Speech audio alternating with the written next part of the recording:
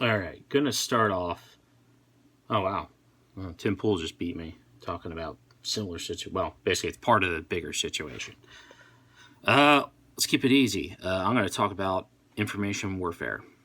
What is information warfare? Well, basically, it's a form of psychological warfare. You're trying to convince a population of usually your enemy to lay down their arms or to act in a specific way so that you can exploit them or to destroy them or just get them to cause enough chaos that they don't want to fight or sometimes it's peace as well, like what do you need to do, like, okay, this region's unstable, what kind of messages do we need to send them to make sure like this doesn't evolve into a civil war that we're going to get dragged in or something. It's multi-spectrum. It's not like it's always super sneaky awful stuff. Now it has changed. Basically, in the early 2000s, post 9/11, they looked at essentially the complete decentralization of a group like Al Qaeda, because they were in Egypt, they were in parts of Europe, they were in almost every country in the Middle East. Yeah, okay, the Taliban was in Afghanistan, but the Taliban, that wasn't the grander threat. The grander threat was essentially Al Qaeda, who were the guys who were coordinating and launching attacks and doing all kinds of crazy stuff. So they created I think it's a IAA, or basically Internet or IIA, like Internet Information Action or something. It's like it was basically just a new way to take, because the U.S. military has to basically take their psyops and they have to say, all right, well, we got to go into the digital sphere and we got to do this new social media thing and we got to figure out what's going on, because that's the next plane of fighting. It's a very important part of the equation, because if you can't get the population essentially complacent, then, or in terms of like not attacking you, then you're going to keep dealing with these same problems over and over and over again, and then you're going to end up having to go into countries that you wouldn't have to otherwise have gone into, just because something got out of control. Because the enemy, they're spreading their own propaganda. So, like, Al Qaeda, they would make stuff up and they would have their grievances, and it's essentially it's marketing warfare. Now, the thing is with social media and the computers is that you can now use, basically you can develop algorithms and software to do this much, much more efficiently than how it used to be done, which is basically human intelligence. You get a lot of information from the internet. It's the same exact way targeted advertising works. He who yields it has a huge advantage, and that's just not a it's like, it's not a weapon that can be neglected by any modern military force, because even if you can't detect it, if you can't counter it, and if you don't have a way to actually do it yourself, it's going to be used against you constantly. And it's still used against the U.S. Like the Chinese particularly do this. The Russians attempted, but they're kind of pretty far behind. They bought like Facebook ads, and it was inconsequential from what they studied. The problem is essentially the contractors who developed it, well, they walked away with the technology. Not only did they walk away with the technology, they walked away with the data streams that were going to the NSA. Now, that's a huge scandal.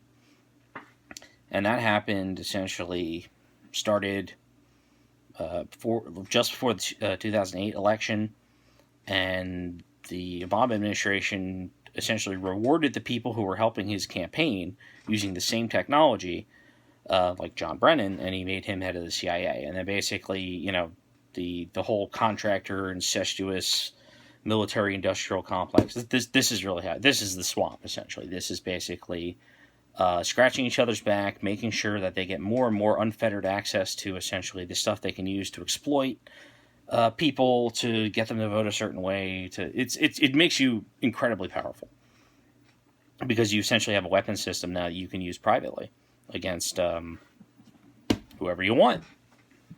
And they did. Because it was basically like anytime now when the Obama administration wanted to do something, instead of going to the military and taking full responsibility for it, they just subcontract out to a private company and just say they're doing a influence campaign or something. And it's psychological warfare. It can be as nasty as you can imagine, but it can also be completely innocuous, because there's, again, targeted advertising, it's very, very, very similar. So they were hush-hush about it, and some whistleblowers came out. One by the name of Edward Snowden, who I don't think he handled it as well as maybe he could have, but he exposed the fact that basically the NSA was holding on to the data and they were holding onto it longer than they were supposed to. But the big thing that he shared, which is why he got in trouble, which is why he basically had to flee the country, is he basically showed that, oh yeah, this information stream that's going through the NSA, these subcontractors who are tied to John Brennan and all these other basically high political people, they have access to this information stream. It's not just the NSA. So there's no accountability, basically. That's scary. That's bad.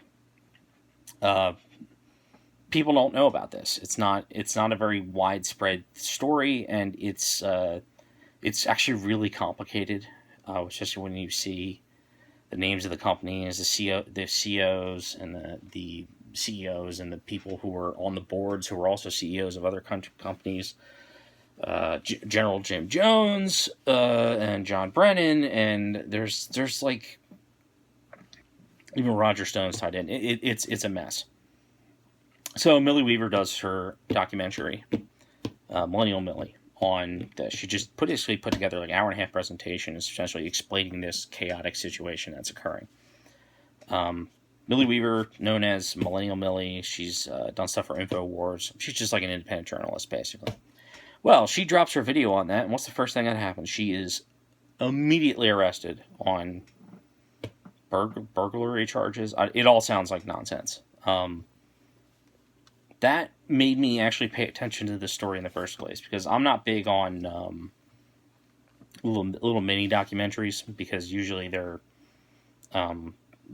usually they've got an agenda to push, like what was it, like 13 or whatever, the one, like just weird stuff. Like they can frame things in ways that are not really that good. In terms of, like, they're not helpful to adding to your own intellectual thought process on it, because they're always trying to sell you something. This one was a little bit different, because the majority of it was essentially an interview with two former subcontractors who were just explaining what happened. And believe them, don't believe them, it's at least information. And also she was connecting, like, you can't lie about sits on the board and who's the CEO of what companies, and like that stuff you can double check if you really aren't sure about something. But I didn't know it was tied into. I didn't know some of these companies were Canadian based, to essentially make them be able to hide from U.S. prying eyes. So there's some pretty shady stuff going on. Whatever. She launches a documentary. It explains this stuff better than I am in these couple minutes, and now she's arrested. And what do we do?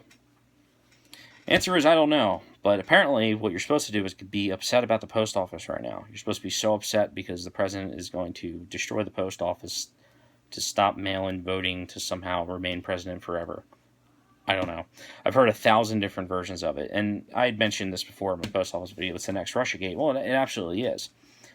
And it's got all the hallmarks of information warfare, where it's like one side, it's like they're living in an alternate reality. They're upset about things. They're upset about mailboxes being taken away by trucks, even if it's a picture from 2010. They're upset about locks on mailboxes, which are in almost every major city, because they lock them at night so they're not basically vandalized or robbed, or stuff's not put in them. And then in the morning they unlock them. But people don't know that, so you see people spreading pictures of these locked mailboxes and freaking out. It's frustrating. It's like, I guess people just don't realize they're being manipulated. Now, is this a psyop by one of these companies? I don't know. Maybe. Soros has certainly got the money. That's the stuff Soros buys. But he might just be buying 1,000 little influencers, or just one big, information warfare weapon. I don't know. We don't know. But it is telling to see that, like don't chase the outrage, because if you chase outrage, you're more easily manipulated. And if you're more easily manipulated, well, they're going to manipulate you. It's like exposing yourself to basically bad people. who want you to believe bad things. I think they've run into major problems because the majority of people are still not on social media. So in 2016, like when they thought Hillary Clinton was just going to completely blow everything away, she still lost, and she lost pretty bad. Well, it's because not everybody is on the internet. Now, as these new generations come up, everybody is on the internet. So we should learn now, what is this type of warfare? Who has the capability of doing it? And basically just discipline ourselves not to believe everything we read or see. Because they will lie to you, they will manipulate you, and there's always somebody trying to tell you something. And when it comes to political power, you know what people will do to get political power. They'll rob, kill, steal, it doesn't matter. They'll do what they need to do.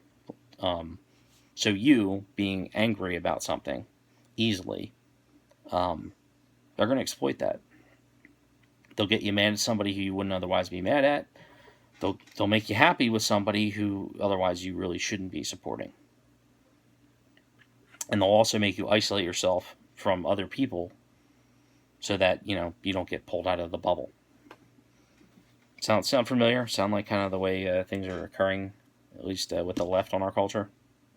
So, it's a mess. And go watch the documentary. It's called Shadowgate. And I think there's if you just look up Shadowgate, Millie Weaver, Millie, or Millennial Millie, it's pretty good. It was good. It's definitely worth a watch. If you haven't heard of a lot of this stuff before, oh boy, do you have quite the rabbit hole to jump down. But it's not fake. It's not like aliens or some crap. It's not even really a conspiracy. It's just they built this weapon and the private entities use it. They sell it. And then it's just wait a minute. So they did build this thing, so why wouldn't they use it? Just use your head. That's how it rolls. So, whatever. Go check that out.